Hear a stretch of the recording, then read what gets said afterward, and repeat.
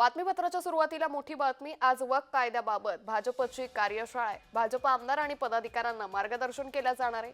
या कार्यशाळेतून मार्गदर्शन केले जाईल। आज दुपारी 3 वाजता गरवारी क्लब इथं कार्यशाळेचं आयोजन करण्यात आले।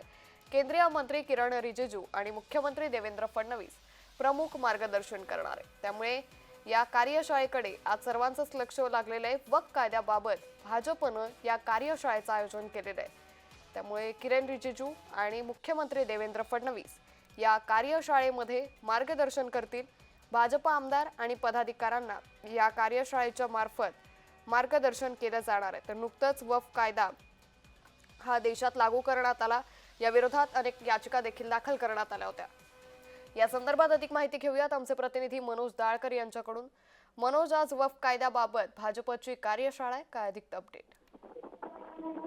आपण म्हणजे वक्फ कायद्याबाबत जो निर्णय हा घेतला आहे आणि त्यावरती विरोधक आक्रमक झाले आहेत आणि त्यानंतर आता आज वक्फ कायद्याबाबत भाजपची कार्यशाळाही बोलवण्यात आलेली आहे। भाजप आमदार आणि पदाधिकारी मार्गदर्शन या कार्यशाळेतून केले जाणार आहे आणि आपण म्हणतो आज दुपारी 3 वाजता गरवारे क्लब येथे ही कार्यशाळेचे आयोजन करण्यात आलेले आहे आणि प्रमुख मंत्री या ठिकाणी मुख्यमंत्री देवेंद्र फडणवीस हे मार्गदर्शन करणार आहेत। तसंच केंद्रीय मंत्री रिजिजू हे देखील या ठिकाणी हे मार्गदर्शन करणार आहेत। त्यामुळे महत्वाची ही कार्यशाळा आहे। वक्फ संदर्भात या कार्यशाळेमध्ये चर्चा केली जाणार आहे आणि त्यानंतर आपण बघितलं तर ज्या महत्वाचे निर्णय देखील ते देखील या कार्यशाळेमध्ये घेतले जाऊ शकतात। निश्चित, जसं आपल्या समोर माहिती येते की किरण रिजिजू त्याचबरोबर मुख्यमंत्री देवेंद्र फडणवीस या ठिकाणी मार्गदर्शन करतील। आणखी भाजपचे कोणी प्रमुख नेते या ठिकाणी मार्गदर्शन करण्याची शक्यता आहे का?